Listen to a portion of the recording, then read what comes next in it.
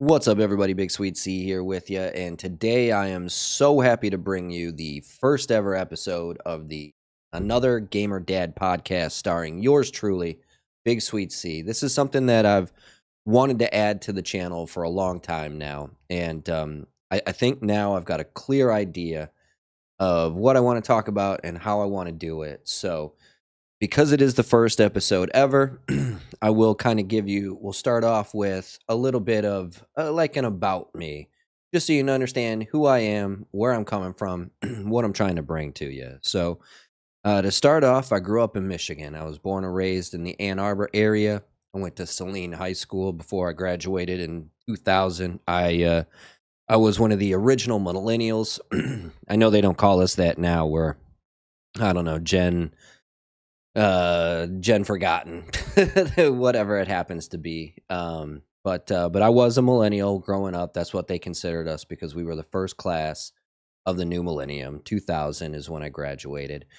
After high school, I moved out to the Detroit area where I went to a school called Specs Howard School of Broadcast Arts. That's where I learned all this fancy stuff, how to talk like I'm on the radio, and I learned how to edit, and I learned how to put together little packages and stuff like this.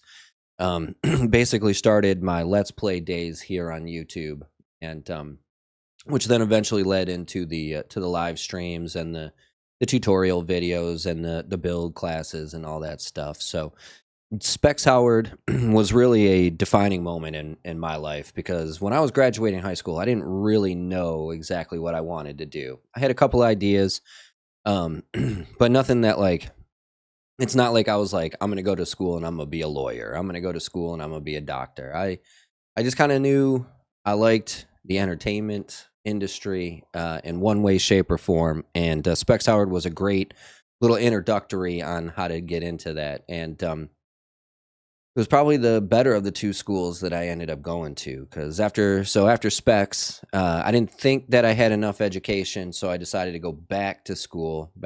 I went to a 4-year liberal arts school for 5 years, a 4-year liberal arts school for 5 years.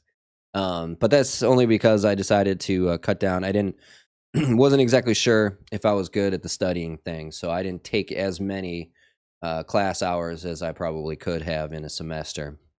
But I transferred up to Michigan State University. That's where I got my degree in English with a specialization in creative writing, film theory, film criticism, screenwriting, theater, and somewhat of a background in psychology. But I had a great time there. I went there, like I said, I went there. Technically, it was 4.5 years. I went one extra semester than I was supposed to. But I still technically graduated on time because I took that extra semester over the summer. So I graduated from Michigan State in 2007. Go green, go white. I'm a Spartan till I die. And yes, while I grew up in the Ann Arbor area, as a child, I was a bit of a Michigan fan. But as I got older and I decided to go to Michigan State, I stopped caring about Michigan whatsoever. So it's always funny because, people nowadays, they're like, oh, hey, Michigan doing great, man. They're going to win and in this case, they did win the national title. And it's like, yeah, good for them. No, in all seriousness, a lot of my Michigan friends are Michigan fans, so I'm happy for them, if not for the team. So, but after I graduated in 2007, about a month after I graduated, I moved out to Los Angeles to pursue a career in filmmaking. That was what I really wanted to do, mostly be a writer-director. But I had a background in editing, so that's what I was able to get into first. And so when I first moved out there, I was doing movie marketing trailers, DVD releases, DVD behind the scenes content, that kind of stuff for a company called Craig Murray Productions. And it was really fun for a long time, but it wasn't quite what I wanted to do. And so that actually led me to a few TV shows. I worked on a couple of Miss Universe pageants, a couple of Miss USA pageants. And through that, I was able to meet a good friend of mine, Trevor Kirshner. He is now a director for Nickelodeon. He, at the time, was a post producer, and he helped me get on my first scripted show. I did 2 years of the Haunted Hathaways for Nickelodeon, which led to a season on School of Rock, and then a season on The Ranch, which is, I believe, still on Netflix, although I don't think there's any new episodes. I think it lasted about 4 seasons. But I only did the first season. After that, I kind of, went my own way. I decided that, the work that I was being offered wasn't really what I wanted to do. And that's when I really started focusing on live streaming. For a few years, anybody who's followed me for long enough knows that at about 2015 is, actually, it might have been, I think it was about 2015 is when I started doing my Let's Plays and tutorial videos on YouTube. We started with some small stuff. Dark Souls 2, Scholar of the First Sin. I did actually some of my most popular stuff is I was like one of the only YouTubers that was doing anything on Earthlock Festival of Magic when that came out. Excellent throwback JRPG on that I got from Xbox Games with Gold. Not their new stuff, not their Game Pass. Back before Game Pass, when they were still giving away games for free on Games with Gold, my brother and I picked up a fantastic game called Earthlock Festival of Magic. Now they do have like the finished version, finished, polished version, Earthlock, just standard Earthlock. I haven't gotten to play that yet, but I don't think there's a whole lot different, at least according to my brother who has played both. Once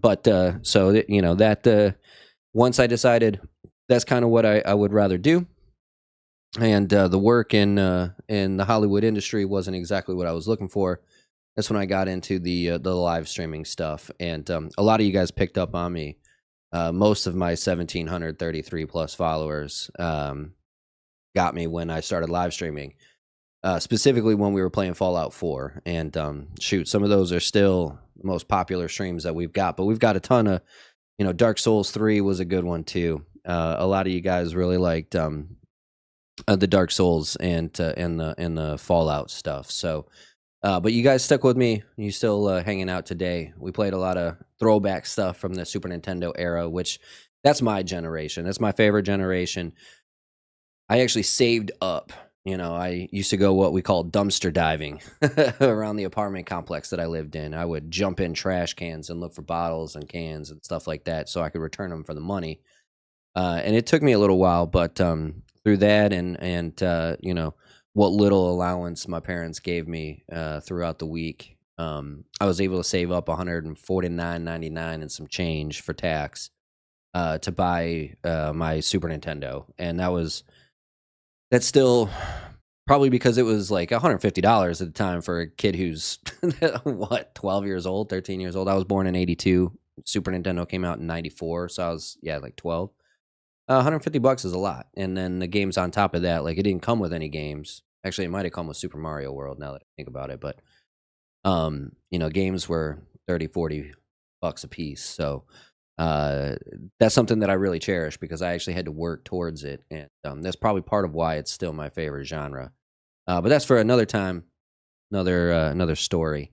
We will get into all of this stuff, and as I kind of explain and go through, and the new episodes come out and stuff like that. So that's kind of what I want to talk about. In 2014 is when I met my wife, my lovely, understanding, completely amazing partner in crime, and we met in 2014. We dated for a long time before we got married. We didn't get married until 2020, and then she gave birth to the most adorable little boy in the entire world, my son, Christopher David.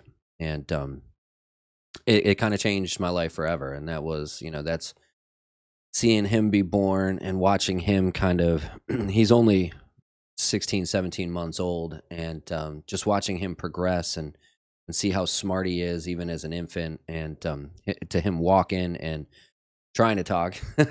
He still says dad, still says mama, so he's got the two big ones down, but the rest of it is a lot of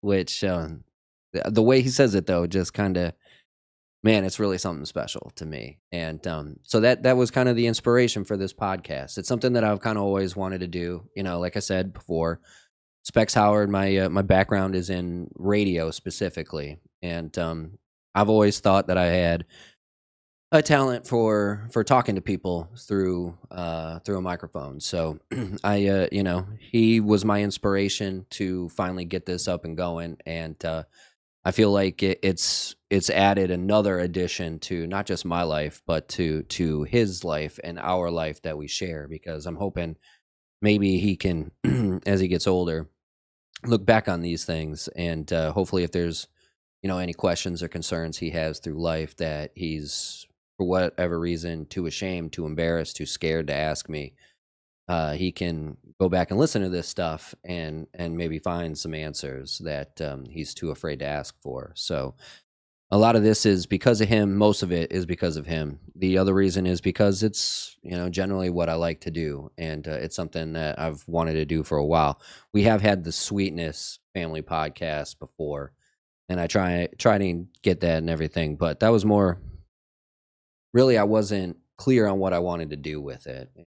So that's why we took a break, and now we're coming back with this another Gamer Dad podcast, and because I finally feel like I have a narrative that I want to talk about, and I have a plan going forward, and that's in general, a lot of what this is going to be. It's going to be usually roughly about 3 or 4 segments, mostly on life, my life as a dad, my life as just a person growing up and living in the United States of America, because a lot of the stuff you learn in high school is not really enough to know what you want to do in life or understand how to get through life, because our high school system doesn't really teach you a whole lot of stuff outside of high school stuff. So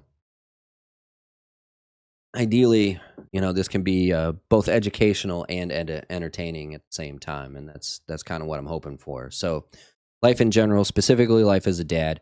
Now that means some of it's going to be about my son, some of it's going to be about me, some of it's going to be about politics that are going on.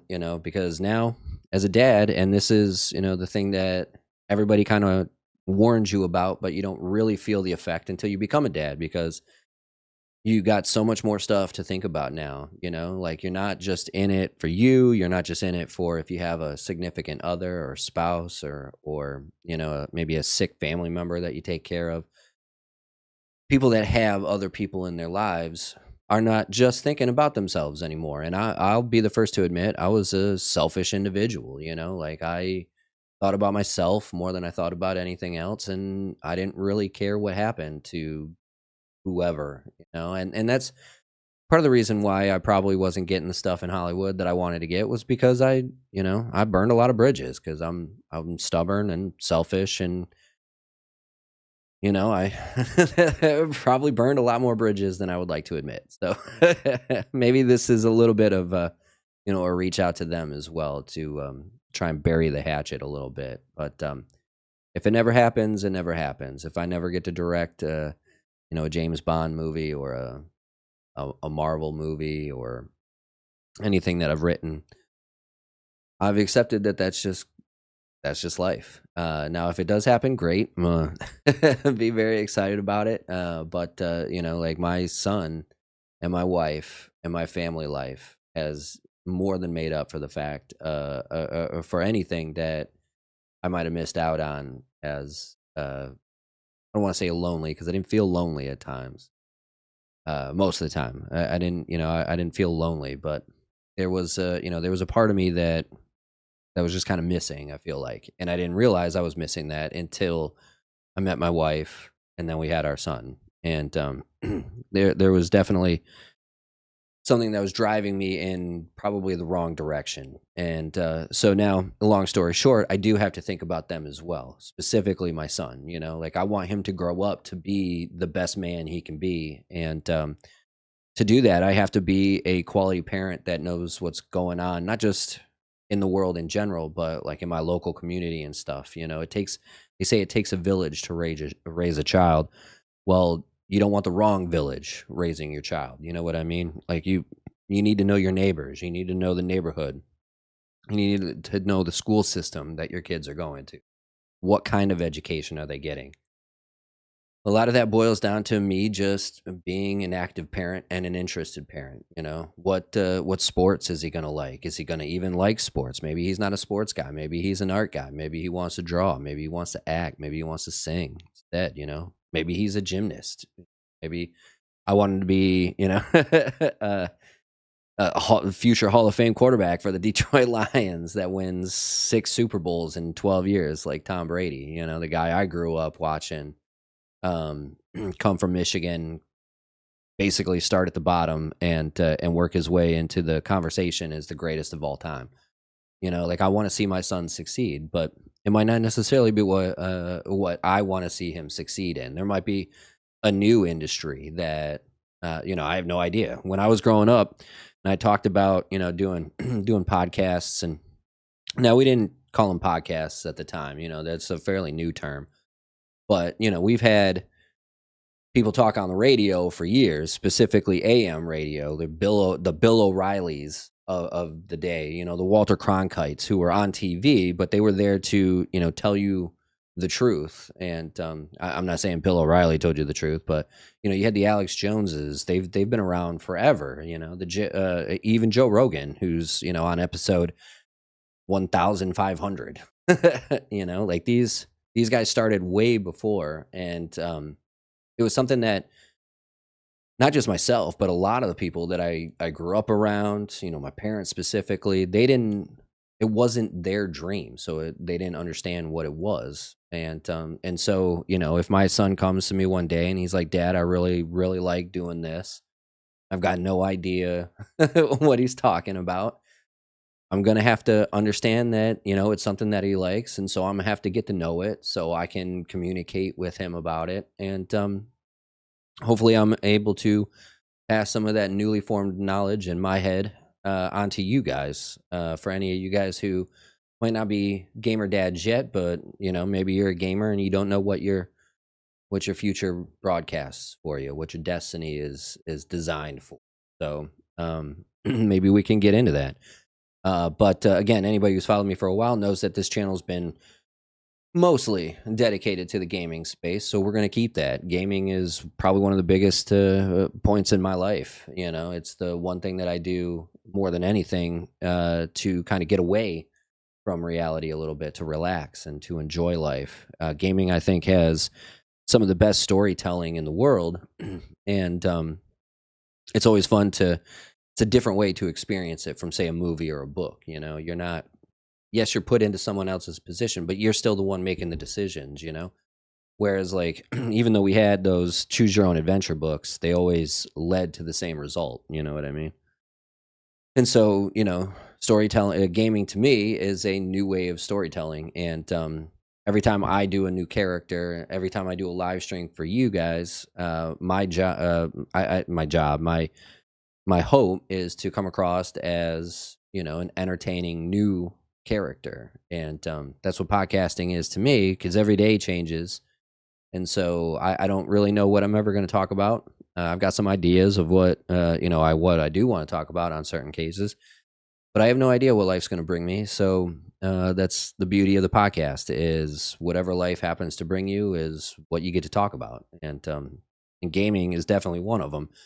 Matter of fact, in the next segment, I want to go over my top 5 games of 2023, something that we used to do on a regular basis, but because of COVID, 2021, 2022, I only played maybe a total of 5 games between the 2 years. So we kind of put that on pause for the time being.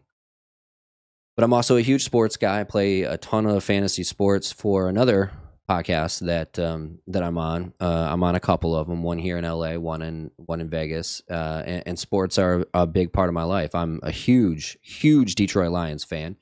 I support the other Detroit teams, the Red Wings, the Tigers, the Pistons to a certain extent, even though I'm not a huge basketball guy. But I love baseball. I love watching baseball. I love listening to baseball. And Detroit is considered hockey town, so he can't grow up in Detroit without knowing who the Red Wings are. They're a historic franchise, one of the original 6, and for a long time they had an amazing franchise run, a true dynasty of sports for a long time. And my favorite player of all time, Steve Yzerman, was the captain of that team, that dynasty, and now he's back with the club as a GM, and things are moving in the right direction, and they're fun to watch again. But I also, I wanted to be a movie maker. I wanted to be a filmmaker as well. So the fourth and final segment of the show is going to be about movies. What movies I saw, what movies I liked, what movies I didn't like, why I didn't like them, how to interpret movies. So you guys can kind of educate yourself, and that way we can hopefully move away from these, speaking of Marvel movies, get away from these superhero movies and into stuff that actually educates and educates the audience and challenges viewers and stuff, and really makes you think about what the filmmaker is trying to put out there. Because growing up, it wasn't really superhero movies, but I'm an '80s kid. I'm an '80s kid. I'm a '90s kid. So I grew up in the '80s. We had action films. Die Hard, Big Trouble in Little China, Tango and Cash. And then in the '90s, we got the new. We'll say I don't want to call it the new emo movement, but we got a bunch of different movies about what it was like kind of growing up in your teenage angst era. But on the surface of it, they were just action movies. They were just comedy movies.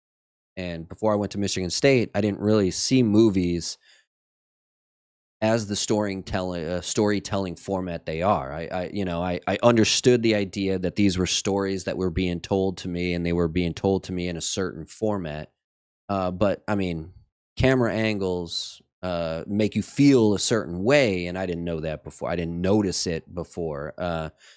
What a director has in the scene, what he doesn't have in the scene, why actors do certain things that they do, all that.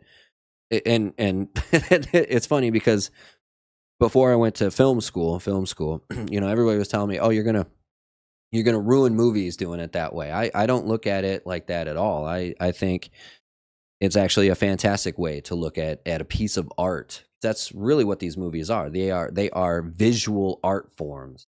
We started with paintings, and then there was musical recordings, and now we have visual recordings. Now we have gaming. We have interactive storytelling, and that's what I've always felt myself being. I grew up on the acting side of things. I was the lead role in every school play that I can think of up until I got into high school. And that was just because the school that I went to in Saline just didn't have those programs. Like I was saying, growing up and where I went to high school, it was very much study high school stuff, get a good grade, go to college, become a doctor, become a lawyer, become a whatever, an engineer.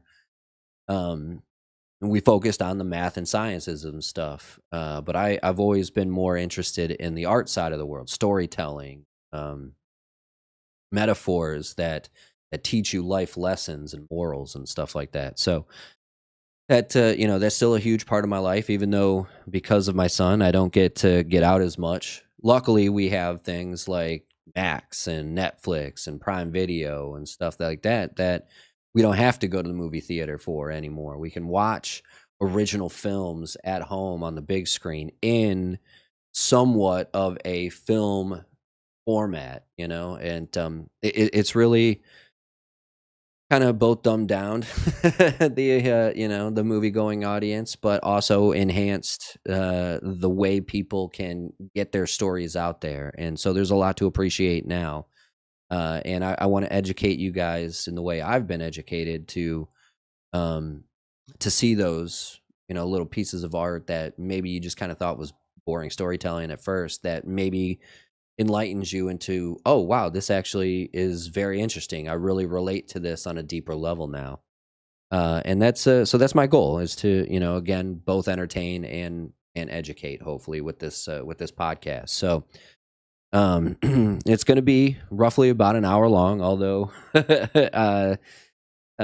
the 4 segments, I'm hoping to get about 15 minutes per section.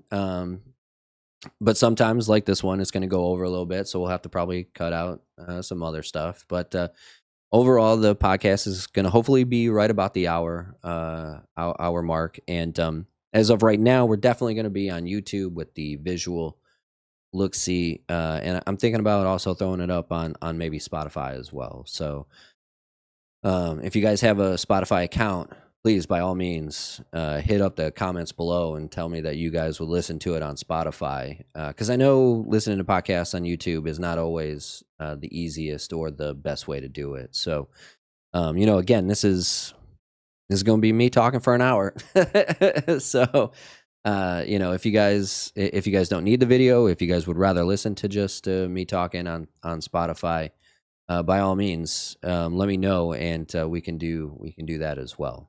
But that's going to wrap up this first section, and we'll move on to the next.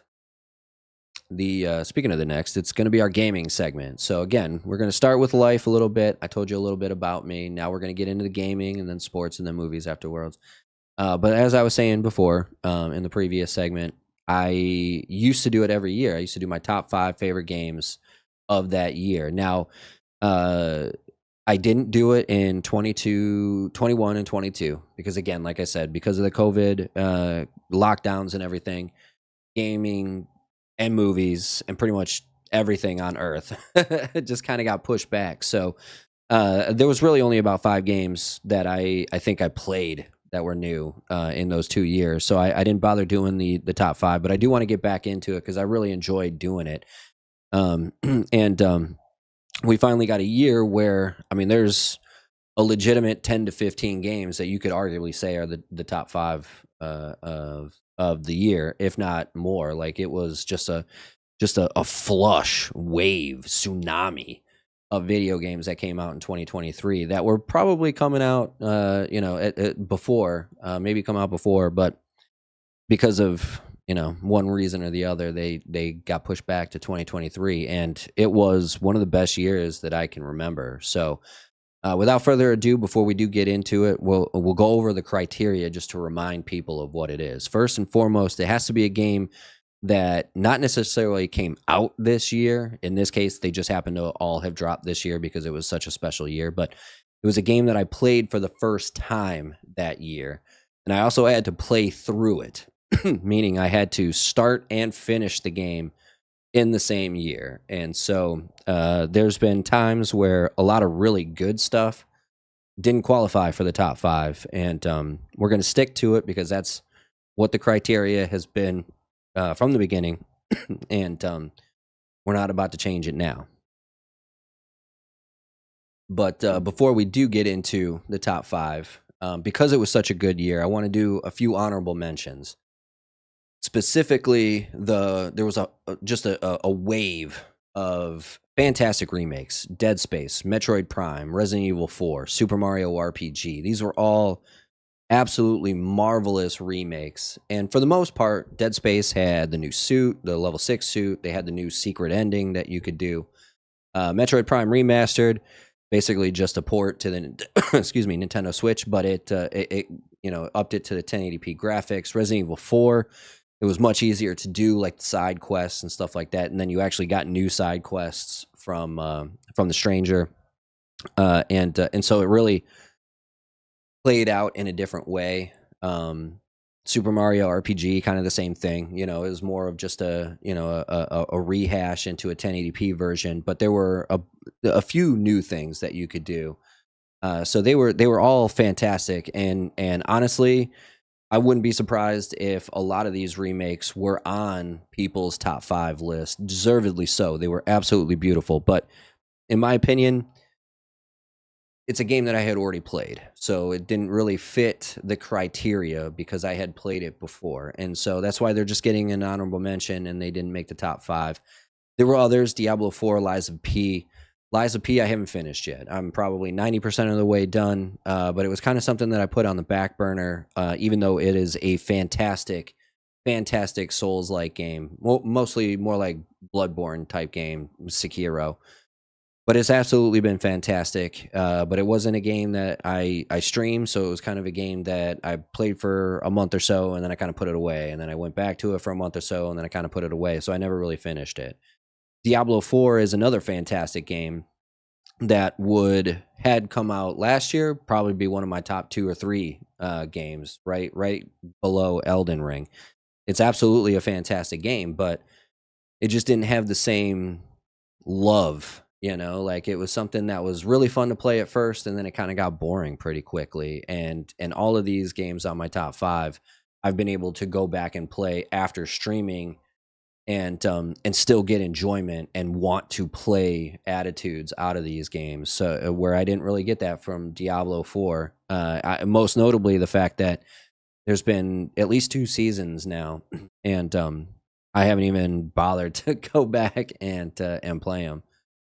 So it was just something that was, again, had it come out any other year than 2023, probably up there. Had I finished Liza P, this might have been up there as well.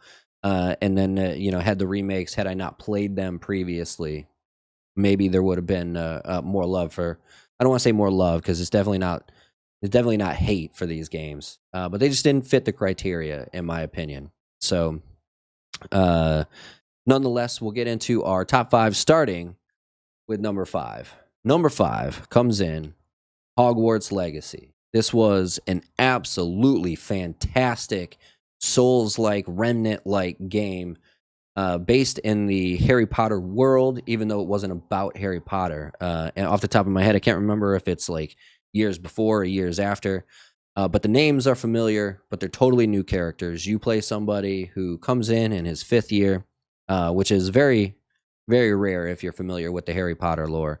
It's not something that happens all the time, and you get sent on this special location because of your attraction to magic, to say the least. But the story is fantastic, about you and your past. The gameplay is awesome. The fact that it also has the Cruciatus curse, the death curse, and the the unforgivable curses, as well as some just general cool spells to begin with, makes it awesome. You can fly on the broomstick. It's absolutely a beautiful way to not necessarily and not have to fast travel, but still get places, and without wasting a bunch of time trying to walk there for the first time. And the world is cool. It's a good sized map. It's not too overwhelming, but it's not small. And then each individual area, like Hogsmeade and Hogwarts, they all have their own inner places. So they're very detailed when you get into town, but they're also part of a much bigger map that's not too overwhelming. And so they did a good size with the map. They did a great job with the story. Really, the only thing this game is missing is Quidditch, and I'm still hoping, knocking on wood, that maybe some DLC comes out with a little mini game, kind of like Blitzball for Final Fantasy X, but Quidditch for Hogwarts Legacy. That's my really only knock on Hogwarts Legacy, is the fact that it didn't have Quidditch. Number 4, Spider-Man 2. Now, here's another game that was absolutely fantastic, and maybe because I played Marvel's Spider-Man 1 literally just before it, maybe this is a game that actually is better than I think it is. But the truth being told, when I played Marvel's Spider-Man, I absolutely adored the game from start to finish. Story's cool. Boss fights are cool. The way you can swing around New York City, fantastic. The different little mini quests you can do, taking the pictures, doing the research facilities and stuff like that for Harry Osborn. The fact that all these people factor in to Marvel's Spider-Man 2 makes Spider-Man 2's story even stronger and more complex and more layered throughout its storytelling. The addition of Venom, I mean, honestly, like, because I'm such a Spider-Man fan, and I have been since way, way back in the day. I'm not a hater of Venom, but his rise to this kind of super villain stardom, in my opinion, kind of takes away from the actual Spider-Man story. To me, it's the Sinister Six that makes a difference. And in the first one you have a lot of the Sinister Six. They kind of set you up to bring in the rest of the Sinister Six in the second one, but then they kind of go on this tangent and then they bring in Venom instead. So it wasn't, in my opinion, probably what it should have been. It's not the way that I would have told the story, is what I'll say. Maybe Venom is just the way to go now because that's what everybody knows and everybody loves. But I'm still a traditionalist at heart, and so for Spider-Man 2 to go down the Venom role so early in the Spider-Man storytelling kind of took away from the entertainment factor to me. Now they do tease a third one. Perhaps we'll see a lot more of the Sinister Six in the third one. But to me, I would have stuck with the rest of the Sinister Six, bringing the Green Goblin because we haven't seen him. And then maybe Venom could have been in the third one. But again, excellent game, excellent gameplay. Perhaps if I would have played Spider-Man 1 before this one now, maybe this one would have felt more new to me. But it wasn't considerably different from Spider-Man 1 to Spider-Man 2. And that makes a big difference in my opinion. And we'll get to that later in one of the next games coming up. But first, number 3, Star Wars Jedi Survivor. Anybody who's followed this channel for a while knows that I absolutely love Souls-like games. We're talking all of the Dark Souls games, Demon Souls, all the From Software games, Sekiro, Elden Ring, Bloodborne. And this, but even, Liza P, I thought was a fantastic game. The Remnant games, I think, are fantastic. And Star Wars Jedi picks up right where those guys leave off. It is a total Souls Metroidvania game to a T. The levels are cool. The caves and the temple puzzles and stuff that you go through are all absolutely fantastic. The anomalies were added from this one. From the previous one to this one. The anomalies are some of the funnest parts of the game, some of the most challenging little mini quests. And what I like about them most is not all of them are throw you in, kill a bunch of enemies, and that's it. Some of it is, a lot of it is actually figuring out how to, use BD1 as, you're jumping from string to string, going up and down and jumping here and shooting over there and all sorts of like crazy, temples and stuff like that where you're not fighting at all. You're just trying to make it through the level. And absolutely beautiful storytelling. You pick up basically right where you left off. But in this one, you have Cal Kestis, instead of learning how to be a Jedi in this world where Jedi are frowned upon. He is learning how to, and I'm not trying to make a pun here, but he's learning how to survive in that same world because he's built a name for himself now. He went against the Dark One, Darth Vader, and lived to tell the tale. And if you don't think that that's not going to carry weight, then you're crazy. And now he's the most wanted Jedi in the galaxy outside of, maybe Luke Skywalker, who I think at this point might have already disappeared and exiled himself. So he might be the most wanted Jedi in the galaxy now. And the storytelling of that and his coming to, realization that not only can he survive, but he can help others survive. Even though they did destroy the cube of names of Jedi-sensitive children, Force-sensitive children in the first one, he can be an inspiration to others, and he can find this place that these old Jedi were looking for to create a safe haven. All the while, he's basically backstabbing himself because he wants to be friends with, he wants to make friends, not enemies. So he trusts the wrong people, and they come to stab him in the back later. And it's a story of, betrayal and good versus evil and surviving in an oppressed world. And there's just so many layers to the storytelling of this one that it really makes a difference between this one and Fallen Order, which basically takes place right after Order 66 is given. And So this one's just like a more layered version of that game with a bunch of added abilities that are really cool. You get two more. They call them stances. You get two new ones, whereas previously you just had you had the single staff, then you had the dual wield, and then you had the two lightsabers. And now you can use a gun, even though Jedi's don't use guns. And then they've got this really cool like little claymore kind of Kylo Ren stance as well, where you do a lot slower movements, but you do a lot more powerful movements. And so they did a really good job with the character development in this one, a lot better than the original.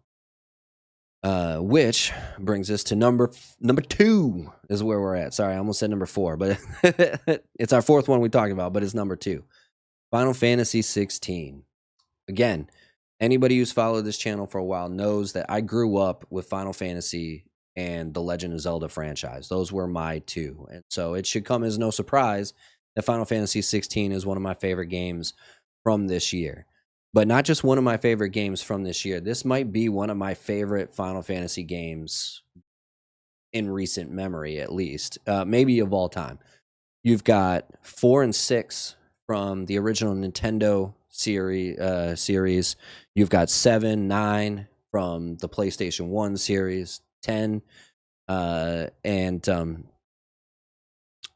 just a history of really incredible games brought to you by Square and then eventually Square Enix in the Final Fantasy franchise.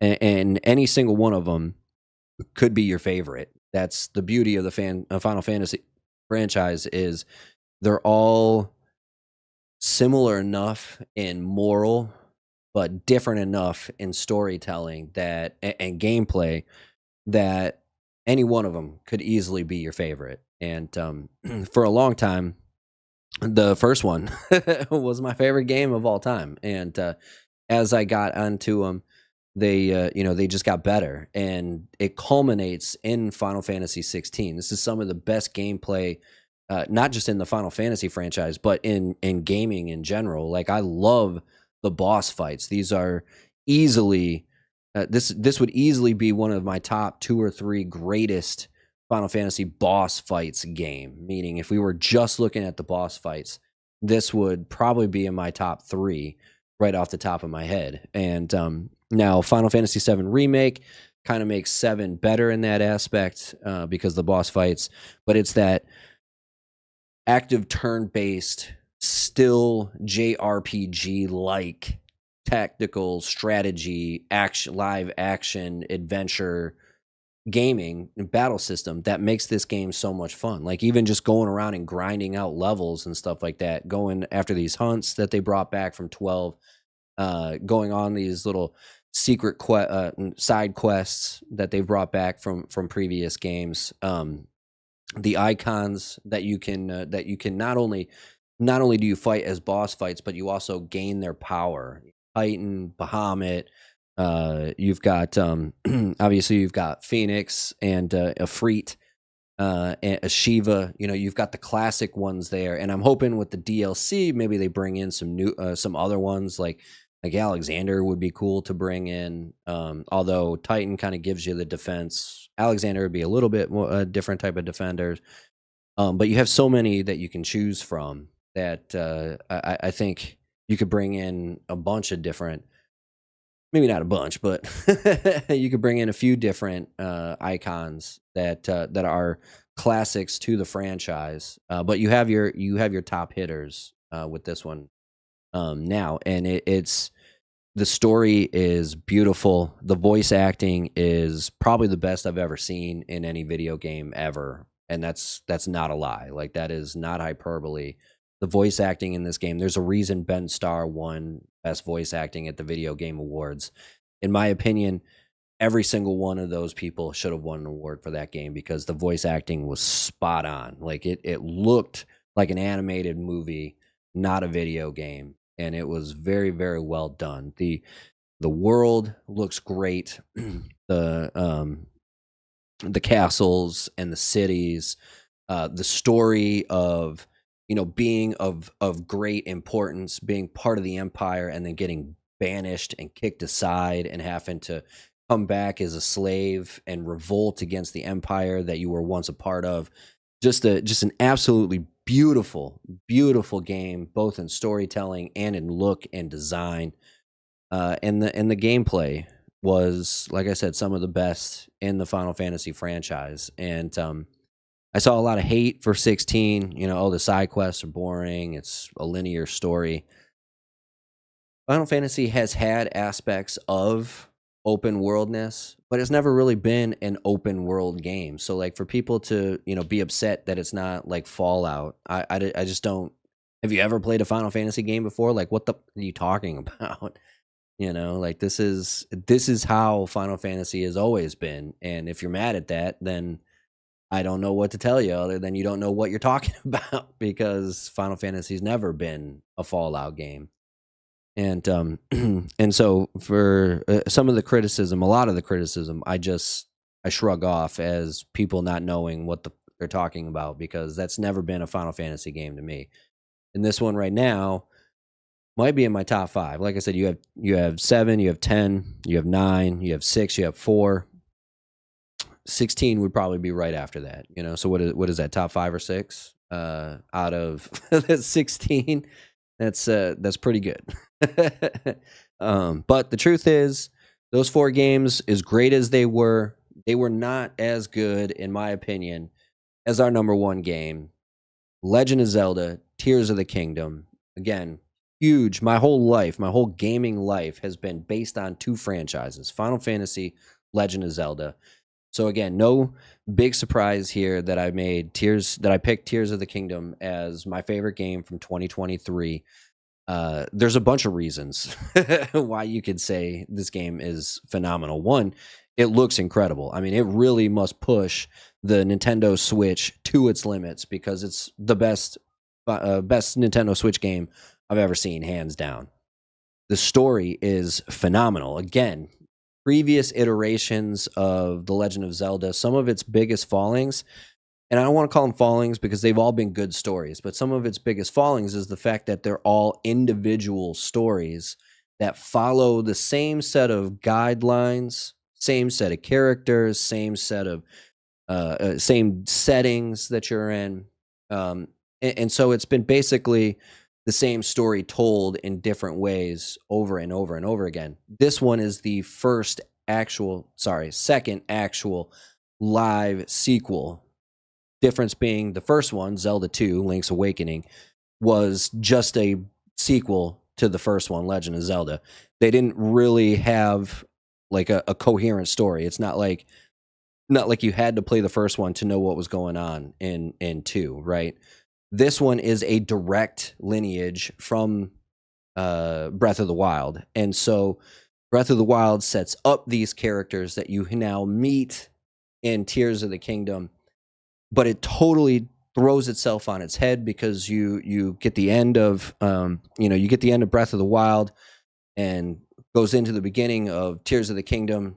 You're going into the basement of Hyrule Castle, which is somewhere we have yet to be at. This is not a place that they go to in the Legend of Zelda franchise. And you hear Zelda talking about it. I can't believe this place has been blocked off. It's been blocked off for so long. It's been forever since I've been down here. And so you open up Hyrule into a brand new world that has always been there. And you can add layers to it because you set up these story points in the first one. And so you know who Ganondorf is, even though you've never met Ganondorf before. You know who, you know what it is that's going on to the Master Sword, even though we've never seen it really be destroyed before. It's always been something that we had to earn, but we've never started with it and had it be destroyed or torn apart. And it's just an absolute fantastic way of telling a story you've told a billion times in one of the newest, freshest ways you could possibly tell it. And the story is great because you've got these characters that were very young in the first one, and so they were a lot of lot of times just kind of comedic relief, right? But now they actually have matured into adult-like figures, so they have opinions and they have ideas that make sense. But not only make sense, they also add to Link as a character. Um, and you have a feeling of belonging in Hyrule more than you did in any of the previous games, because again, it's your second time going there, so you feel like you've been there before, you know. And while you can say that for a lot of the games that you've been there before, the truth is you haven't. It's always been a different iteration of Hyrule. This is the first time ever it's the same Hyrule but different, so you feel like you belong, even though things have been moved and holes appear in the ground, and you have this gigantic new area where you have the floating islands up in the sky, you have the depths down below, and so now you have what was already a pretty decent Hyrule is now just an expanded universe of Hyrule, and it brings so much more depth and complexity to Hyrule as a setting. And the depths really do feel like a new area. You know, it's not just rehash stuff. Um, where like, okay, we're obviously at Lake Hylia, you know, we're obviously in, you know, Mount Doom, all that kind of stuff. So, or Death Mountain, sorry. And so the depths are generally a new area for people to explore, and it brings a freshness to it. But not only that, the arm, right? The magic arm that allows you to put pieces together to build a bridge or a ladder, but also complex machines that can drive you places. They can float you places across the water. You can create monsters that you can create these machines that fight the monsters for you. Like it adds a whole nother almost Minecraft-esque layer to the Legend of Zelda, because the limitless ability of creation is there. And I've seen a lot of fantastic YouTube videos on all these wondrous machines that have been built to help you clear through the levels. And it's an absolutely beautiful game with just a beautiful story of not just, you know, the hero overcoming the light overcoming darkness, the hero overcoming the villain, but redemption, you know, being the hero of time and being stricken from your authority, so to speak, and being able to come back and relighten the Master Sword, right? Re-energize the Master Sword through the help of Zelda, who is now not just a character that you rescue that helps you against Ganondorf. She literally is basically the momentum of Link from start to finish. You know, she's the reason now, not just another additional character from the previous iterations of Legend of Zelda. And it was, I mean, so much different from Breath of the Wild to Tears of the Kingdom, specifically because of a lot of the reason because of the sky islands and the depths, the creation mechanic. It opened up a whole new different variation of temples that you could go through. You know, you're making these roller coasters and these machines to help you navigate these temples, which earn you clout so you can get more heart pieces. You know, you're befriending dragons to re-enlighten the Master Sword. Just absolutely beautiful storytelling. You find out, it tells you how these people became the powerful people they are with the stones and everything.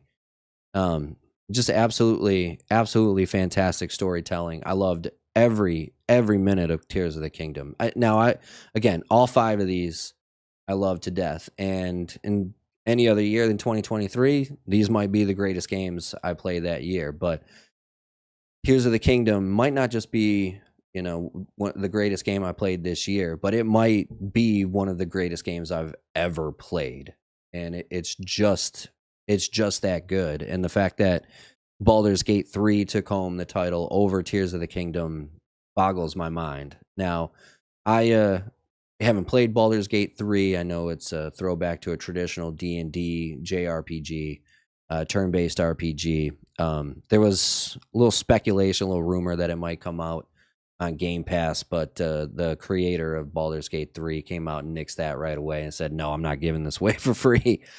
So there's a good chance I might never get to play it or might not get to play it anytime soon.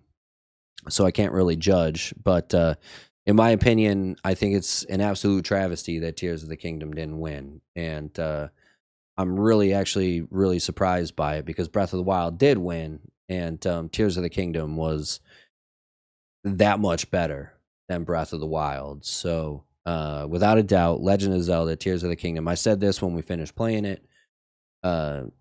It was going to be very hard to beat. It was very unfortunate for every game after that because it was going to be very hard to beat as my game of the year. And to this day, it still firmly stands the test of time as my pick for best game of 2023, Legend of Zelda: Tears of the Kingdom.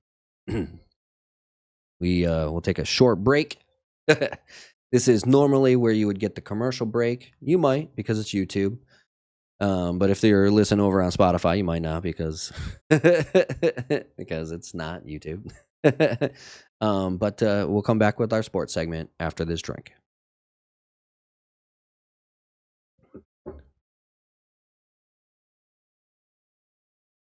Yeah, so running a little short on time as we go into our sports segment. So I'll do the best I can to kind of maybe hopefully still fit the movie segment in there, but again, I'm trying to keep these to about an hour long, so we'll see how much time we have left when we get done with it. For today's first ever sports segment for the Another Gamer Dad podcast, episode 001, I want to talk about some fantastic stuff that happened to me this season, and it was a fantastic fantasy football season for me. I've been playing for years, since probably 2010, I want to say is I think the earliest I can remember, and I don't just play like one league. I mean, I play a bunch of leagues a week or a year. This season, I happen to be in 10 different fantasy leagues, and it's easily the best I've ever done. I made it to the finals, the championship finals, in 5 of those 10 leagues, and I won 4 of those 5 finals. I could have won my 5th final had I not followed my normal rule of play the players that got you there. What that means is if you've been rolling with these guys all season and you've been winning, and you won enough to get into the playoffs, roll the dice, baby, because if they won you into the playoffs, there's a good chance they're going to be the people that win you the playoffs. And for the most part, in 4 or 5, that absolutely came true. But in one, the one that I came in the runner-up, had I basically switched my entire lineup out outside of 2 guys, I would have barely won. I got stomped in the final. I'm not gonna lie; it was a pretty decent sized victory. I think I got beat by like 40 or 50 points. But it was an absolutely fantastic season in that game, in that one. That's the one Yahoo league that I still play. I play in 2 Yahoo leagues. One of the Yahoo leagues though is literally touchdowns only. We play with you have to score a touchdown to get any points. There's no points for yards gained, turnovers, anything like that. But you do have a kicker that allows you to get at least 3 points for every field goal they kick. So very, very traditional scoring, and I started off really well in that. But again, you got to win to continue on. And well, playoffs came around, and I did not win. But in my other Yahoo league, it's run by a good friend of mine, Sean, who lives in Vegas. I met him through the other podcast that I do, the Straight Outta Sin City podcast. I've been in the league for 2 years now, and I'm very, very happy with the way this turned out because last year I finished in dead last. I started 4-1. I finished 4-12. So it was an awful year for me last year, and I'm so happy I was able to at least go around and make a run at it this year. So Another great start to the season. I started 5-2. I ended up finishing 6-8. And so after starting 5-2, I finished 1-6. Luckily, 8 of the 10 teams make the playoffs. I finished as the 8 seed. So I had the absolute hardest schedule you could think of in the playoffs. I start by taking out the number 1 seed. To his defense, Tyreek Hill had been carrying his team all season, and well, he didn't play in the game that we played. In round 2, I had to take on the number 2 seed, so I beat the 1 seed, then I beat the 2 seed. The 2 seed, I had a really good game against. I put up 177 points, and I felt very confident going into the final because that was probably 20 or 30 points more than anybody else in the semifinals week. And so I was pretty confident going into the final match where I took on the defending champion. So not only did I have to beat the 1 and 2 seed, then I had to face the defending champion in the final. Now, he's not just the defending champion. He's also won, like, probably they started the league several years before I joined, but he's probably won the league 4 out of 5 times, 3 out of 5 times, something like that. So he's a very good fantasy player. And I knew I was going to have a challenge, but again, I was feeling pretty confident. And had I changed about half my team, I got 3 out of the I got 3 out of the 8 players, or however many we play, correct. But I could have barely squeaked out a victory there. Lo and behold, I followed my rule, and I went with the players that got me there, and it unfortunately didn't work. But it did for the other 4. So in one league, I went 13-2, cruised right through the finals. I lost the two matches that I lost. The first one, my first round draft pick, Christian McCaffrey, was on bye. I lost by 3 points because of it. The second time I lost by half a point, and that was because my kicker attempted a field goal and missed, and you lose a point for missing field goals. I lost by half a point. So had he not even attempted that field goal, which in the end didn't mean anything, it was the Lions kicker, and we ended up winning that game anyway. So he didn't even need to attempt that field goal. Lo and behold, I lost by half a point. But those were the only 2 losses, the only 2 blemishes on my record.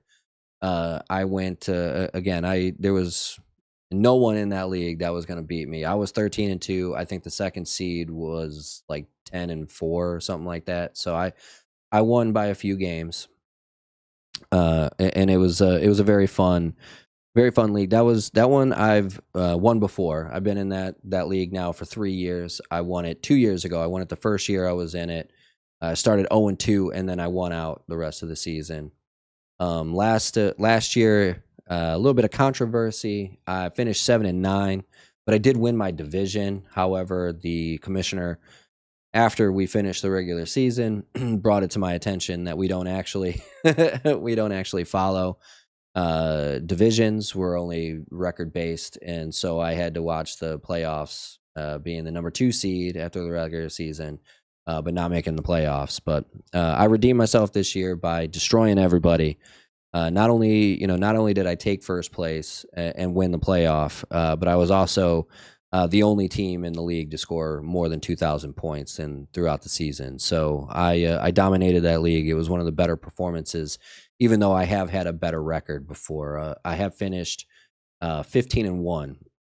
Sorry, 14-1, because this was back when it was only a 16-game season, 17 weeks, but we finished after 15 games. I was 14-1.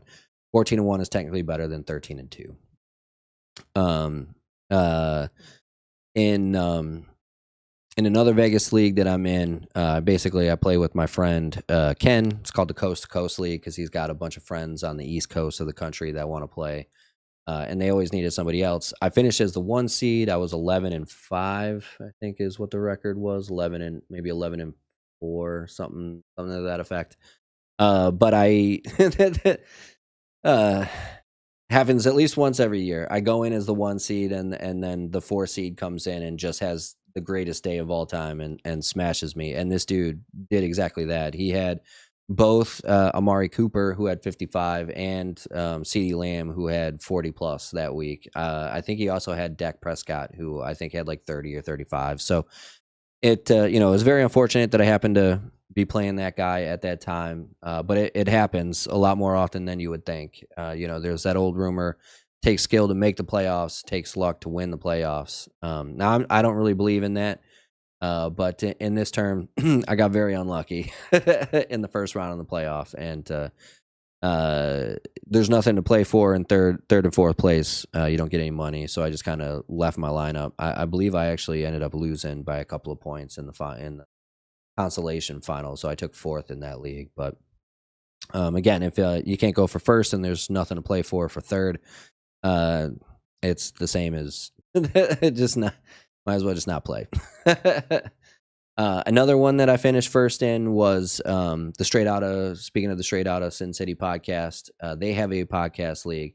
That was another one where I was kind of fighting right around right around 500. I finished 7-6. At one point, I was 4-3, and then I finished 7-6. So again, pretty much the whole season I was right around 500. But I go in as I think I was the 5 seed. I go in as the 5 seed. I beat the number 1 scorer in the league, Boogie, in the first round. I then play. I then play Sean, who was the number 2 seed in his league, in the Yahoo League. I play Sean, and I somehow squeak out a victory, even though Bijan Robinson got me a whopping half a point and had one of the worst games of the season. And that's saying a lot because he had some really bad games that season. He was probably my worst first round draft pick of the season, and I took him in multiple leagues, 2 to be exact. But we were able to sneak out a victory mostly because not only did my team have a bad day, but Sean's also didn't do very well. And then in the final, I thought I screwed myself over because I ended up sitting Puka Nacua for Cooper Kupp. Puka goes off for 35, and Cooper had like 10, I think. But luckily we have my man, my ride or die, Mr. Amon-Ra St. Brown, the Sun God, comes through in the clutch. He was easily my best draft pick, not named Christian McCaffrey, in any of my leagues. I had him in multiple leagues because he's my favorite player in the NFL right now. I absolutely love him. He was by far the fantasy football playoff MVP. He was the only non-quarterback to score 20-plus points in all 3 playoff weeks. So Mr. Sun God himself, Amon-Ra St. Brown, took me to the final and won me that championship in that league. Speaking of, our final win is also another Vegas league that I'm in, that I've been in a couple of seasons now. Again, I am. This is now my second time in 3 seasons of winning that one. 2 seasons ago, it was Amon-Ra. Who I picked up off waivers about 2 weeks before the playoffs. Just goes off for the final 6 games of the season for the Lions. Takes me to a title.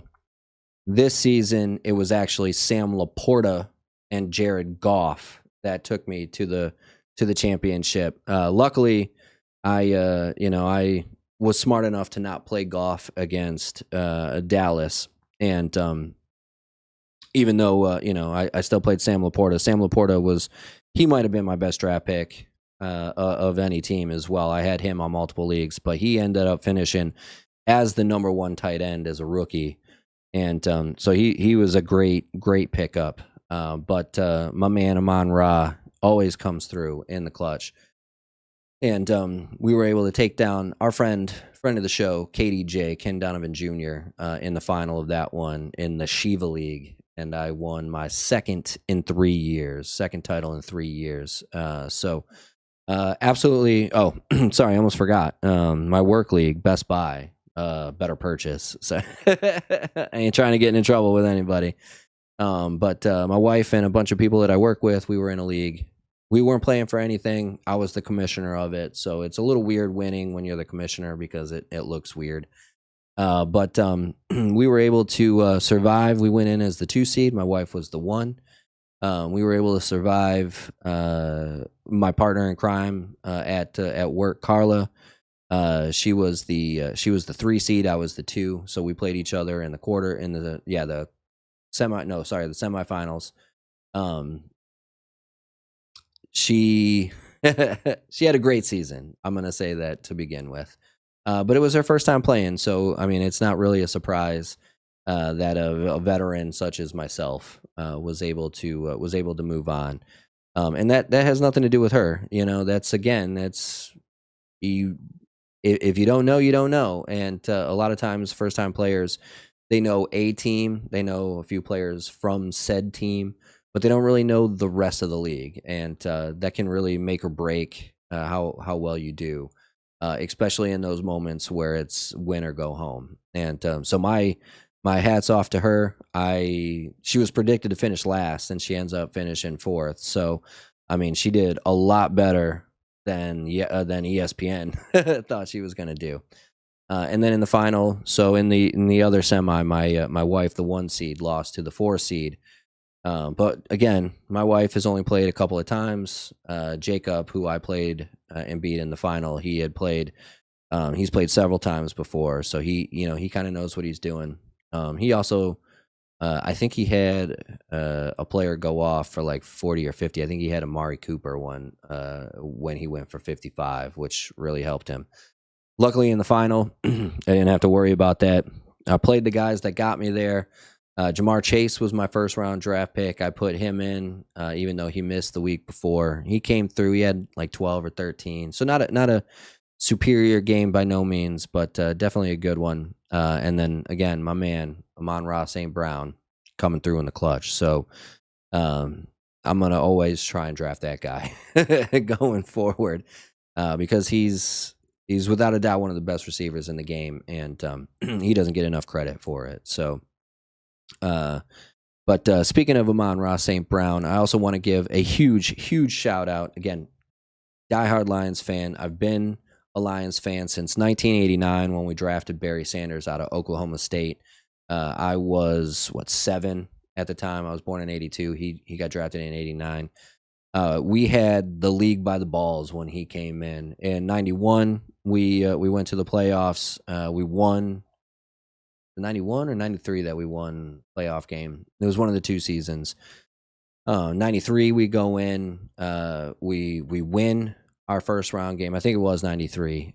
We didn't just win; we destroyed the Dallas Cowboys. Like we beat them by like 20 or 30 points. And then we go into the NFC Championship and we get obliterated by Washington, who ends up going on to win the Super Bowl that year. So it's not like we got beat by the team who then got beat in the Big Bowl, but we did get we got pretty hammered in that game, and pretty much after that game, 94 on, every season had been unmitigated disaster for the Lions. We have made a few playoff runs, but we no longer won the division. 93 was the last time we won the division. It wasn't even called the NFC North. It was called the NFC Central at the time because there was only 3 divisions in each conference. And from 93 to this year, 2023, so for 30 straight years, we did make the playoffs maybe 4 or 5 times, but we were basically the laughing stock of the NFL. We were the first team to ever go 0-16, and things were looking bleak. They got a little bit brighter when we drafted Matthew Stafford. We had Kelvin Johnson at the time. We had a few good other players on offense that they did well. Kelvin Johnson, absolute obvious first ballot Hall of Famer. It was no doubt that he got in, and deservedly so. But arguably the Detroit Lions wasted 2 of the greatest players of all time. Just wasted their career.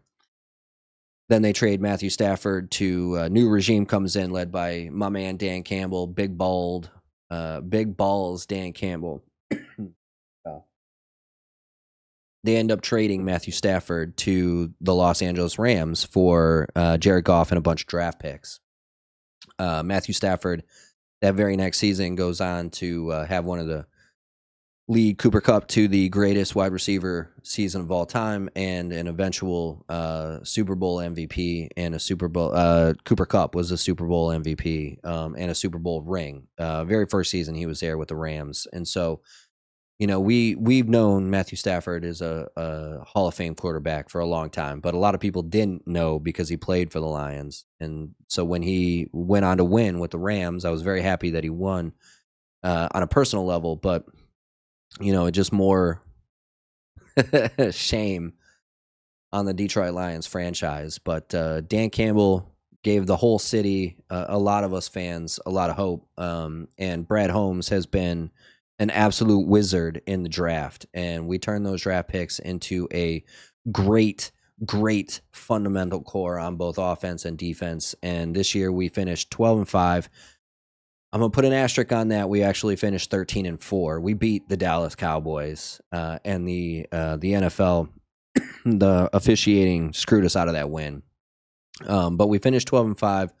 We won the NFC North by I think 3 games, and we're gonna host the first ever playoff game at Ford Field. The other one was played at the Pontiac Silverdome, but we play in Detroit now at Ford Field, and so we're going to host the first ever Ford Field playoff game.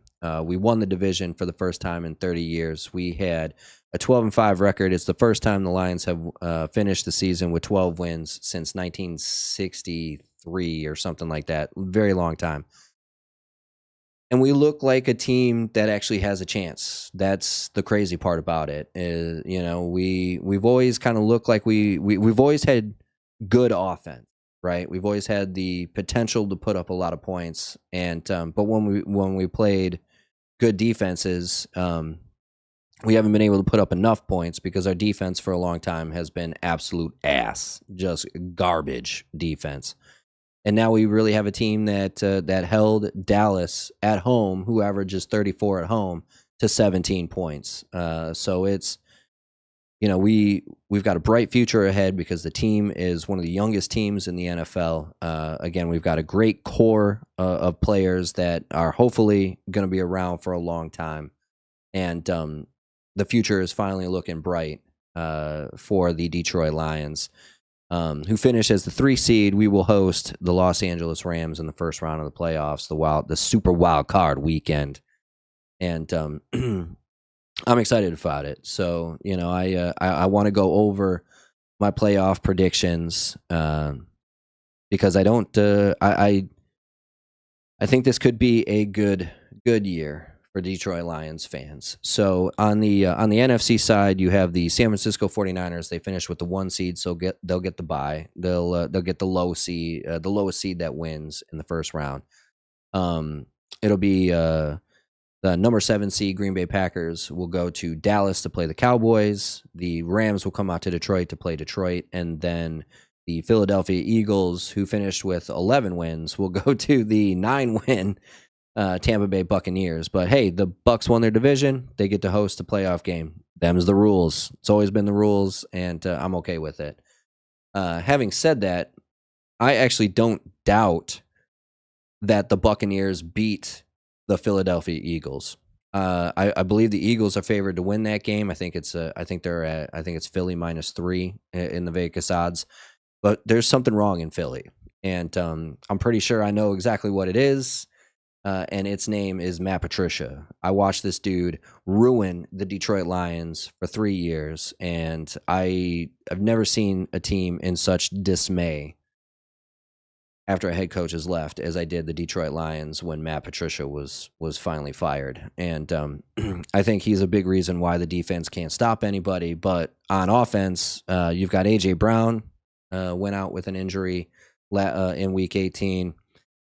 Something seems to be up with Jalen Hurts. He's turning the ball over twice as many times this season as he did last season. I don't know if he's, there was a rumor that he's playing hurt. I don't know if that's true or not, but he just doesn't look like he's the same guy as last year. And after starting 10-1, they finished the season 2-6 or something like that, I think. 2-4, 2-5, something like that. To finish 11-6 as a and in second in their division instead of first, because they were ahead of the Dallas Cowboys for a long time, and then they just kind of shat the bed after that. I do fully expect the Lions to beat the Rams. Not necessarily because I think the Rams are a bad team. I think they're actually a great team, and they're also a young team as well. But the Lions are really, really good against the run, and Ford Field gets really, really loud when they're excited and engaged in the game. So as long as we can keep it close, the crowd's going to keep our defense in it, and we're the best team in the NFL against the run. So I fully expect the Lions to be able to disrupt the Rams' game plan. And while I hate to do it to Matthew Stafford, because again I do like the guy on a personal level, I cannot wait to see the Detroit Lions win a playoff game for the first time in 30 years. Because it's again, it's been a good vast majority of my life that we have been just an absolute shit show. And I finally have some hope for this team going forward. I do. The Green Bay at Dallas game is actually probably my most kind of back and forth. I would not be surprised if Green Bay beats Dallas in Dallas, but I don't think it's going to happen. I think Dallas does manage to get the victory. They're going to be at home. They're gonna be excited. Green Bay actually I think has probably the better matchup against them. The secondary for Dallas has been decimated by injuries this year, and Green Bay likes to throw the ball downfield. Jordan Love looks like I learned how to play quarterback at some point this season. So they're gonna be a tough out. I think it'll be a close game, but I do think Dallas manages to pull out the victory, which would put them in the second round against the Detroit Lions. It'll be the 1-4 and 2-3 matchup. But before we get into that, we'll jump over to the AFC now, where Baltimore was the 1 seed, so they'll get the bye. Buffalo Bills on a 5-6 win game streak, end up finishing with the 2 seed. You've got Kansas City at 3, and then the rookie head coach, rookie quarterback, and Houston Texans finish 4th as the AFC South division champion. The Titans, ironically, actually knocked the Jacksonville Jaguars out of the playoffs this season, when just last year the Jacksonville Jaguars ended up knocking out the Tennessee Titans of the playoffs last year. So a little redemption for the Tennessee Titans. They go home on a good note, even though I know they just fired Mike Vrabel, and it doesn't look like Derrick Henry or Ryan Tannehill are probably going to be back in Tennessee next year. So it'll be a new team in Tennessee. So I'm glad to see that they got their due, and that was fun to see. But honestly, I didn't think that Jacksonville was really any good. Anyway, Trevor Lawrence hasn't been that great all season. Some really good games, but a lot of bad, mediocre games. Although Travis Etienne looks like the real deal. He's a good running back. But we've got the Pittsburgh Steelers finish as a 7 seed, so they'll go into Buffalo. I do expect Buffalo to win. While Pittsburgh had an amazing season, considering their quarterback play was atrocious all season long, they just don't score enough points, I don't think, to beat the Buffalo Bills. And so while I think this is one of Mike Tomlin's best seasons as a head coach, I know he's won a Super Bowl and been to 2. I think this is one of his better coaching seasons, simply because their quarterback play was so bad. But you can't win without scoring points. And the one thing that we know about Buffalo is we know they know how to score points. So I expect Buffalo to come away with the victory out of that. The one upset I do have, I think Miami, who finishes as the 6th seed, goes into Kansas City and beats the Kansas City Chiefs. Because Kansas City has a great defense, but you can't win without scoring points. And the one thing Miami can do is score points. And so I think Miami has the clear advantage, even though Kansas City's defense has been one of the best in the league.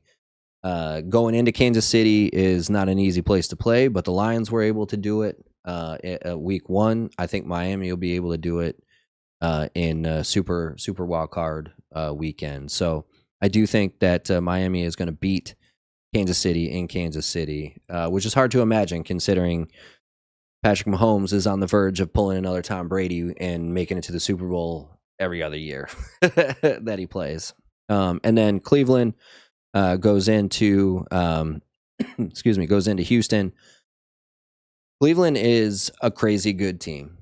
They're a lot better than they seem to think. They have been also playing the quarterback carousel for all season long. Joe Flacco looks like a rejuvenated Joe Flacco. He looks like the guy who can lead a team with the best defense in the league to a Super Bowl like he did with the Ravens, and that was 2000, I believe. Maybe 2003, something like that. But I do think they have what it takes. I do think they beat the Houston Texans. Not that I don't think Houston has a very bright future. They're another very young team with a bunch of core, young, talented players. CJ Stroud, the defensive player Will Anderson, I think is his name. They're probably going to win Offensive Rookie of the Year and Defensive Rookie of the Year. But I don't think the Cleveland defense is going to let up, and I don't think the Houston Texans have played anybody with that kind of defense for the vast majority of this season. Definitely not in the AFC South. So I think Cleveland's able to pull it out in what's probably the closest game of the week, the weekend. I don't see it being like a 50-49 game. I see it more like maybe a 17-10, 17-13 game. But I do think that defense wins out and Cleveland moves on. So there's two upsets in the AFC where there's really only one, even though the higher seed wins in the NFC. So that'll put the 2 seed with the 6 seed and the 1 seed with the 6 seed and the 2 seed with the 5 seed in the second round for that. We'll start here in the AFC. Baltimore looks like the best team in football right now. I mean, they went up against the 49ers, who look like the best team in football, and they absolutely smashed them. I mean, it was an ass kicking from start to finish. And I don't think anybody who saw that game thinks that San Francisco is a bad team, even though they played like a bad team. And so I think Baltimore being energized, just coming off the bye week, having Lamar Jackson on probably his second MVP season of his young career, playing in Baltimore, I don't see Miami being able to keep up. Miami already lost to Baltimore. I believe that game was in Miami as well. So I think Baltimore is the best team in the NFL right now, playing like the best team in the NFL. And so I think Baltimore moves on pretty easily. And the other game I think is probably going to be the more close of the two. You've got the Buffalo Bills hosting the Cleveland Browns. I think defense wins out again. In my opinion, the AFC North, every team finished with a winning record. Everybody was 9 wins or better. When you have the Cincinnati Bengals, who have made it to 2 straight AFC title games, when they're the last place finisher in your division, you know you have a tough division. So I think Cleveland is battle tested. I think they're ready. I think they go into Buffalo and they're able to contain Josh Allen and his running ability. Because Josh Allen can make some mistakes with his arm. You know, if you can negate his rushing upside, you can cause him to have a bad game throwing the football. And I think that's exactly what Cleveland does. I think they keep him in the pocket. I think they're able to get a couple of takeaways off of bad throws or poor decisions. And I think, again, it's going to be maybe a little bit higher scoring than Cleveland at Houston. But I'm still thinking 21-20, 21-17 type game with Cleveland coming out on top. And so you'll have a division rival in the AFC Championship. You'll have the 5 seed Cleveland Browns at the 1 seed Baltimore Ravens. On the NFC side, in the divisional case, again, we've got the 1 seed San Francisco 49ers hosting the 4 seed Tampa Bay Buccaneers, and then the 3 seed Detroit Lions going into the 2 seed Dallas Cowboys. Now, here's where I think the NFL screwed the Lions more than anything, because this game should be played in Detroit. Detroit won the game against Dallas, and the referees gave it to Dallas. Now, I know a lot of people can say, well, they went for two times after that. Why didn't they just kick the field goal and play for overtime?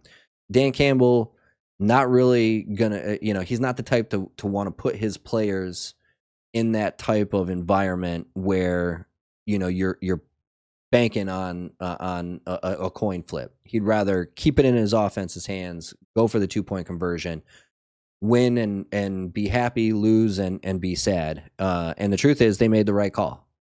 That 2-point conversion when they threw it to Taylor Decker was a completely legitimate play. The Dan Campbell, the coach, told the referees they were going to do it before the game started. The referees fucked the Lions like they always screw the Lions, and the integrity of the Shield has really taken damage because of it.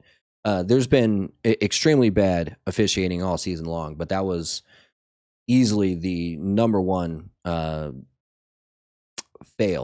major fail on the NFL officiating, because this game should be played in Detroit. However, I don't think it matters. Call me a homer. I think Detroit is a better team than Dallas. I think they go into Dallas, and this time they are able to put more points on the board. They're not going to let up a fluky 92-yard touchdown pass to CeeDee Lamb. And while CeeDee Lamb might have another 150-yard game, it's not going to matter.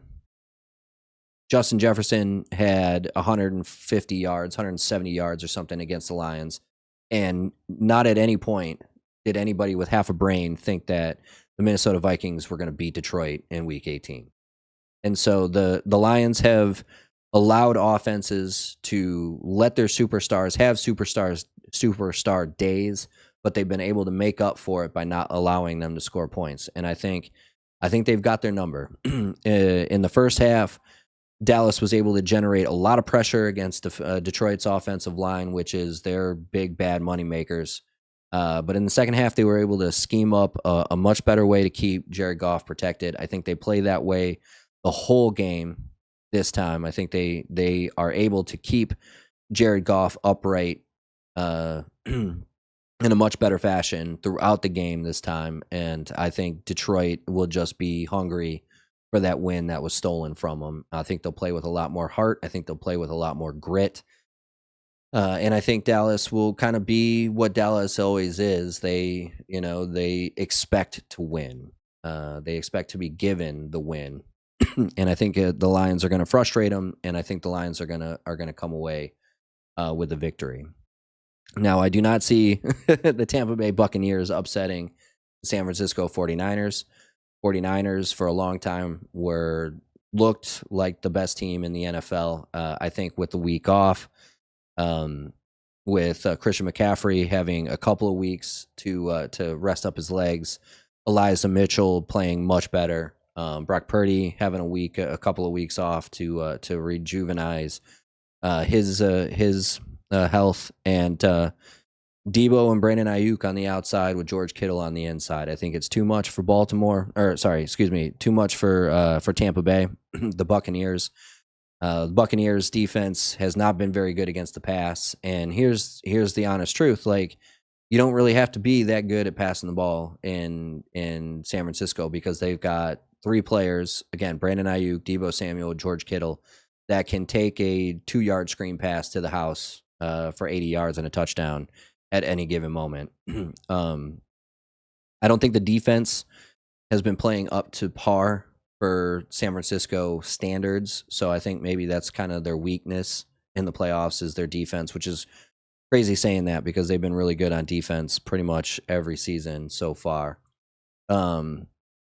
But I do think they're able to manage the victory over the Tampa Bay Buccaneers, who have not scored a whole lot of points. And again, they won a pretty shitey division at 9-8. So I think in the NFC, you have the number 1 San Francisco 49ers hosting the number 3 Detroit Lions in the NFC Championship. For the conference championships, we'll start in the NFC.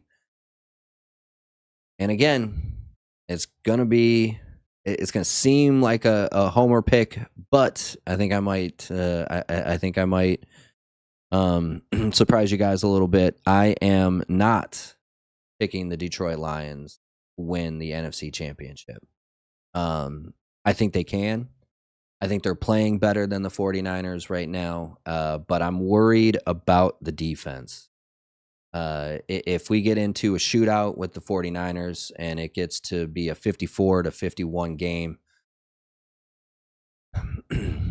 it's going to come down to who has the ball last. And I don't know. Our defense is playing a lot better. I'm actually not really surprised at the turnaround because we did it last year as well. But I just I don't know how to contain two guys, Brandon Ayuk and Deebo Samuel, that can take a 2-yard out route and make it a 98-yard touchdown by breaking a tackle or two. With the addition of Christian McCaffrey, and while we've been very, very good against the run, Christian McCaffrey is also the extension of the run game is also a lot like the Lions, where they throw it to Christian McCaffrey a lot as well. And so I just think our team is young. Our team not great on the back end. Better than what it has been, but not great. I don't know if the Lions can keep up. And as much as I want to say the Lions are going to go to the Super Bowl, fuck it. I'm saying it. The Lions are going to the Super Bowl. Lions are going to beat the San Francisco 49ers in San Francisco. I'm going with it. This is a homer pick for sure. This is my heart. This is not my head. While I think the 49ers are probably the better football team, I think the Lions are playing better right now. I think they got a chip on their shoulder because it's Detroit versus everybody. They're going to get the win. They're going to get the W. They're going to go into San Francisco. They're going to beat the 49ers, and they're going to go to the Super Bowl, and they're going to play in Vegas. And I'm going to be there because I've been waiting for 35 years to see this happen. And so I'm picking the Lions to win the NFC Championship and represent the NFC in the Super Bowl. On the other side, in the divisional, this is where it's going to be interesting. I think this might be the game of the playoffs. Division rivals, Baltimore Ravens hosting the Cleveland Browns. I think this is a sloppy game. I don't think it's going to be very high scoring. Again, another, just like Cleveland likes to play, I think it's going to be another 24-21, 21-17 type game. I do expect the Ravens to make a couple of bigger plays than the Cleveland Browns, and that's just because I think that the Ravens are more talented on offense. I think Lamar Jackson is probably going to win the MVP, and he's going to play like an MVP caliber player, and he's going to will his way into the Super Bowl. When we get to the Super Bowl, I would love to see the Lions win the Super Bowl. But we got our asses handed to us when we went into Baltimore and played in Baltimore. Now, I know it's different. We're going to be on a neutral field. We're going to be in a place that's probably going to have a lot of Lions fans. I'm not going to lie. Lions travel very well, probably better than Baltimore. But I don't know. Aaron Glenn's defense is, again, the defense is what hurts me. We're not very good against mobile quarterbacks. We should have we got our ass kicked by Lamar and the Baltimore Ravens back in, I think it was week 6.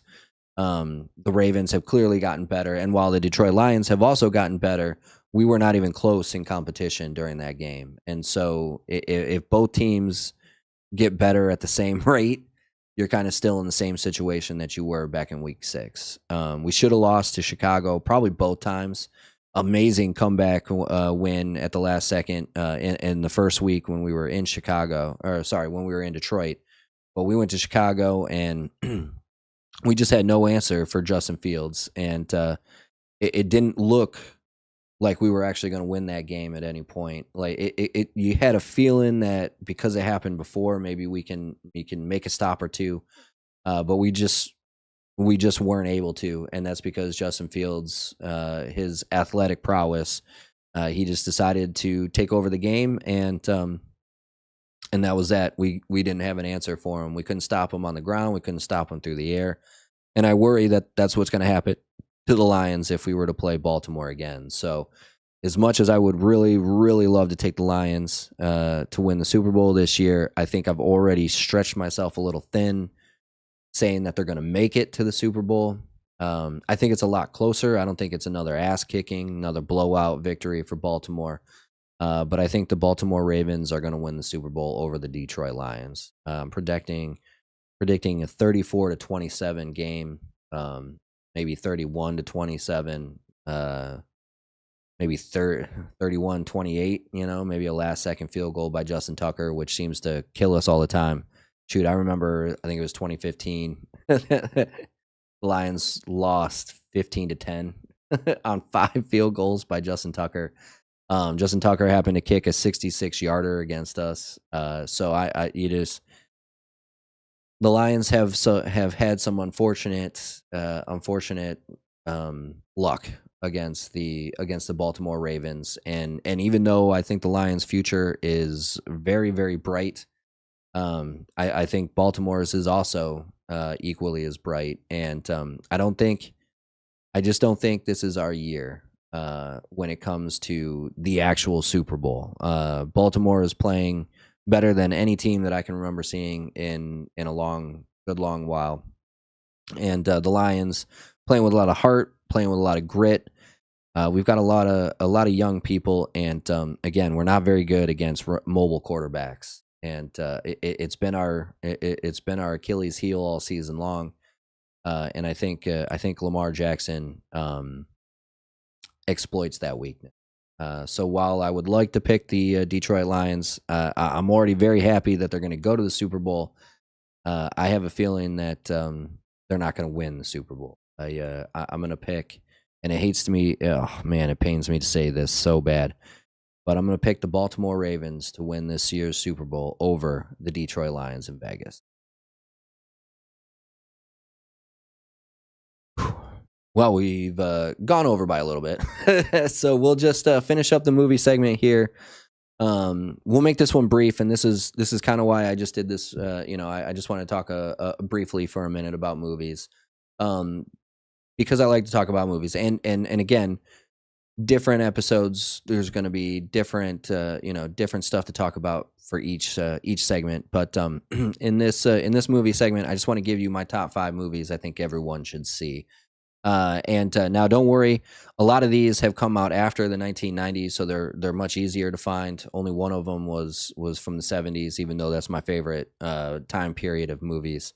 But I think everybody should see these movies for different reasons, mostly because I think these are great character studies, and that's the easiest way to kind of understand how a movie functions on a deeper level than just watching a movie. Number 5, Taxi Driver, came out in 1976. It was my favorite movie for a very long time. It's my favorite Martin Scorsese film. Stars Robert De Niro as a taxi driver, but it's a great look at the 70s paranoia era that kicked in after towards the end and after the Vietnam War, where people started kind of questioning not only their role going forward as Americans, but their role in society as a whole.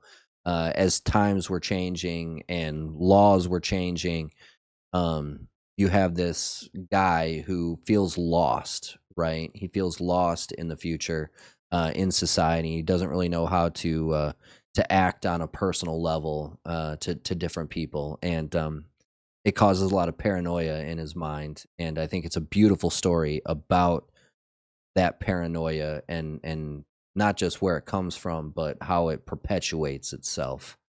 So Taxi Driver is number 5. Number 4 is Memento. It's a beautiful piece in storytelling specifically. It's another fantastic character story about a guy who's lost his short-term memory, and so he can't develop memories anymore. He's always got to write stuff down, take pictures, tattoo stuff on his body to remind himself of what he's doing, where he's at, what he's done.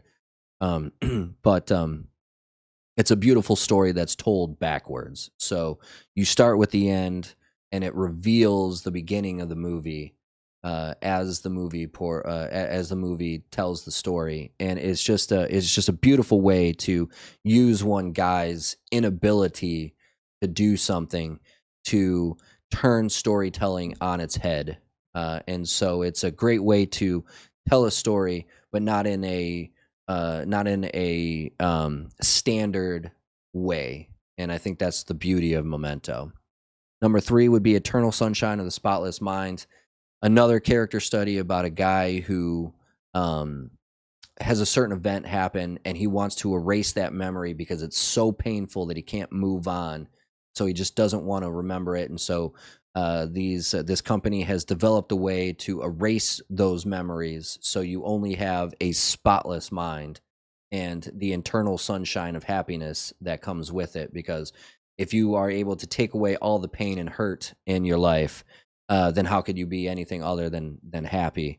Only to find out that those moments of pain and suffering are what develop you as an individual, and mature you as an adult.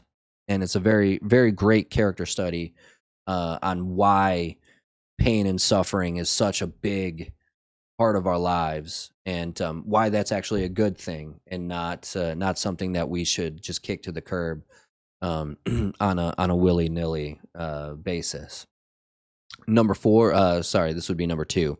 Number two, There Will Be Blood. Another fantastic filmmaker, another fantastic actor. Daniel Day-Lewis, I believe, did win Best Actor for There Will Be Blood. He plays an oil man. I'm an oil man. If I tell you I'm an oil man, you will believe me.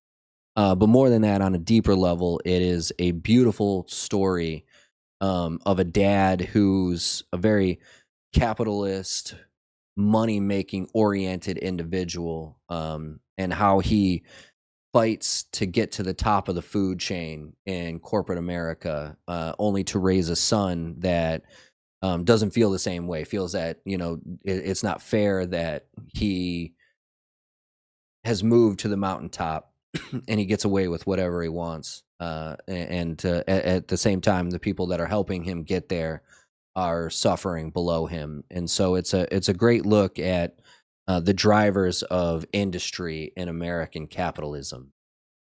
And finally, my favorite movie of all time, number one movie I think everybody should see, Fight Club, specifically because I went through a lot like what Fight Club is about. I've had those years of I did what I was told. I went to school, I went to college, and got a job, and that job did not turn into what I was promised. You're promised as a kid, work hard, study hard. You'll get a job that not only pays you a good wage, but it's something that you love to do, and it's something that your family can rely on for the rest of generational wealth you can create. And when you get to that moment is when you realize that's all a facade. That's not, that's a promise that they give you, but not a promise that they intend to keep. And so you get into this lull of everyday life where you're not earning what you thought you would earn. You're not doing what you thought you would be doing.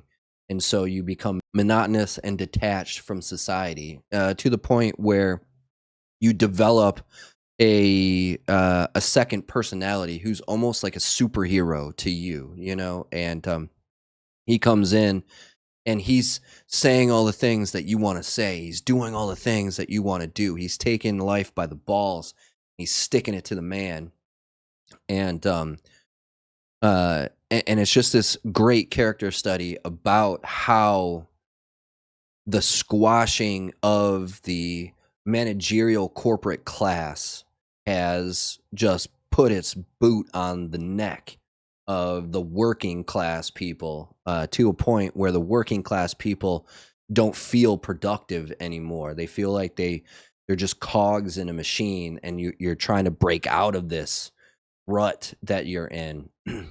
And you do it in the most drastic, most psychotic way possible. And so again, another great character study about American life, and how we see ourselves, and we see our future, and how, what am I trying to say here? How we don't live up to expectations, even though those expectations were not realistic to us in the first place. And so with all five of these wonderful, wonderful movies that are not just very entertaining in entertaining ways, but also enlightening in terms of American society. Because that's kind of what I like to focus on in movies. How does it relate to life in America, and what kind of story are we trying to tell about ourselves? Because that's what Hollywood is. Hollywood is a narrative driver for what America wants the world to believe it is. And so these are great character studies on that give you an opportunity to see deeper than the skin surface of the film, and really dive into these extra layers of art that these storytellers are trying to put out there. And we've definitely gone over our time limit. Who knows? Maybe 2 hours is actually a better time fit for this. But again, I'm hoping that maybe an hour. But again, maybe 2 hours is just the key. But we'll keep working on it. Obviously, there's going to be certain times there'll be less to talk about than others. But that's going to be what the Another Gamer Dad podcast is about. It's going to be me talking to you about life, me talking to you about gaming, me talking to you about sports, me talking to you about movies. And I'm hoping it's both educational and entertaining at the same time. Again, be sure to like, subscribe, comment, hit that notification bell if you do subscribe, so you know when I do drop a new video or go live. We got plenty of stuff coming. I'm hoping to get these guys out at some point. I would, if we get big enough, maybe we can do it on a daily basis. But, as of right now, I think we're going to try and shoot for every other week. But at some point, I would like to get consistent enough to do it at least once a week. Ideally, I get these out on Tuesday night. Sometimes maybe it'll be Wednesday. In this case, I wouldn't be surprised if it's a Thursday. We'll see how fast I can get done with the editing part of it.